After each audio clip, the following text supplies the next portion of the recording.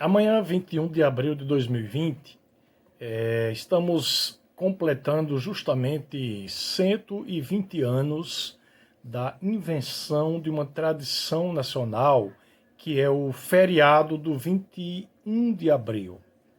Eu acho importante, nesse momento, a gente problematizar justamente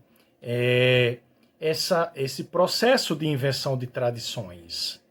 Nesse sentido, eu sigo bastante o livro do Hobsbawm, organizado pelo Hobsbawm e o Terence Ranger, que é intitulado de A Invenção das Tradições, onde o Hobsbawm problematiza e faz uma definição de tradições inventadas, evidentemente, para explicar processos ocorridos em países europeus, como Alemanha, Inglaterra, França.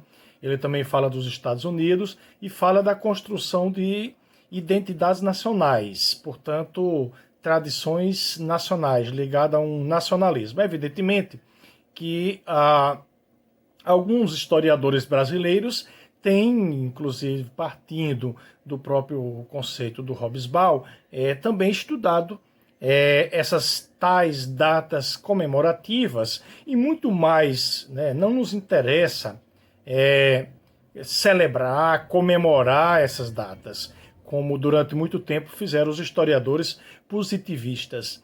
Para nós, interessa problematizar, justamente buscar compreender como essas tradições foram elaboradas, produzidas, construídas, com que interesses políticos. Né? No caso da data de amanhã, 21 de abril, que durante muito tempo foi bastante festejada nas escolas e ainda hoje é feriado nacional no Brasil, afinal de contas, nossa primeira pergunta seria quando surgiu o 21 de abril como um feriado nacional do Dia de Tiradentes? Essa é a primeira pergunta.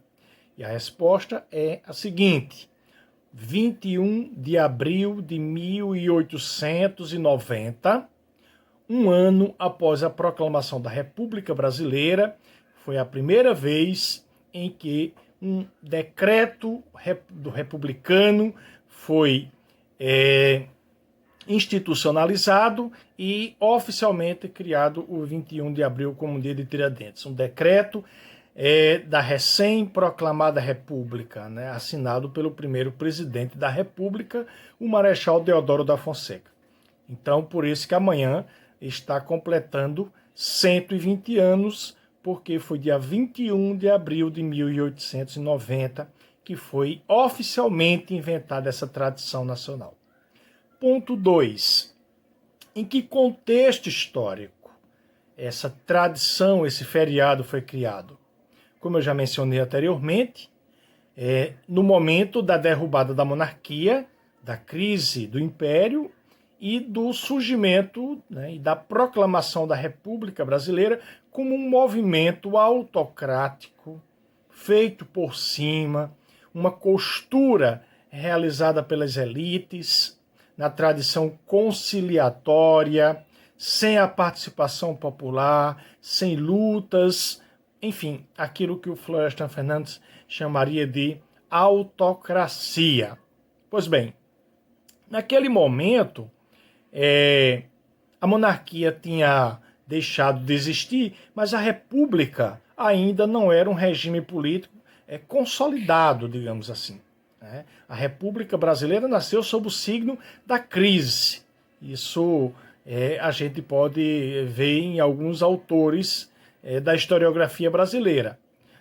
Portanto, era preciso, aos olhos do Partido Republicano, do movimento republicano, era preciso inventar tradições nacionais e republicanas. Era preciso apagar, silenciar toda a memória, todos os símbolos, toda a tradição que lembrasse a monarquia. Desde a coroa, desde o próprio mito fundante, que era o Dom Pedro I e o 7 de setembro, né? Era preciso silenciar, esquecer providencialmente tudo aquilo que lembrasse o império. E era necessário fazer toda uma manipulação ideológica, simbólica, no sentido de criar novos mitos, símbolos, heróis, calendários, feriados, festas, bandeiras, hinos, o que o Hobsbawm chama de um massivo processo de invenção de tradições. Só que era preciso criar tradições para legitimar a República, porque não nos enganemos, né?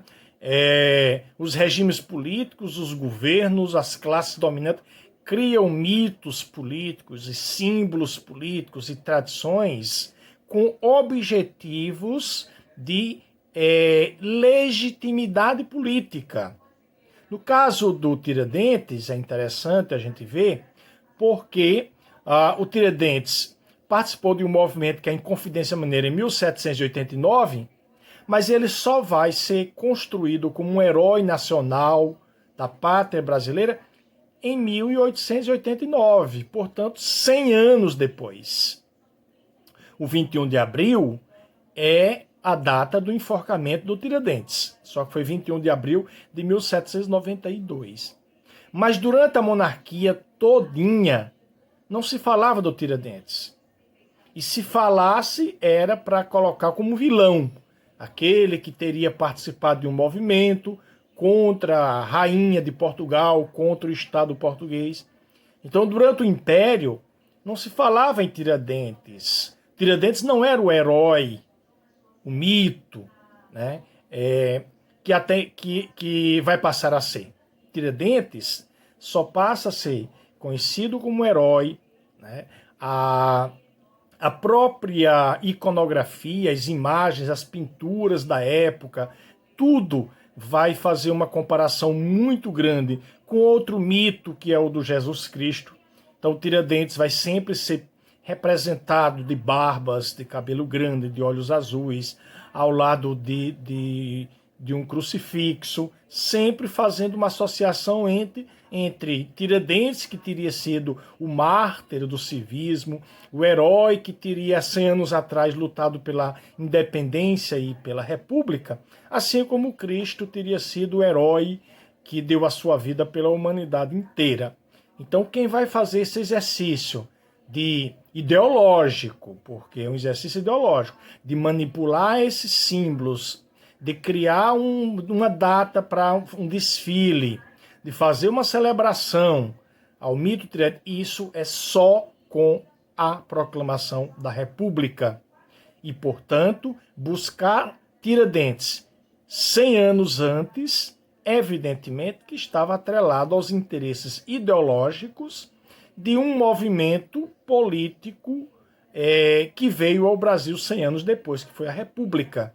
Tiradentes é uma invenção política, mitológica dos republicanos que proclamaram a República com esse esvaziamento e sem a participação popular e, portanto, era preciso manipular, apelar a esses mitos, a essas tradições nacionais, no sentido de buscar legitimidade para o regime político emergente.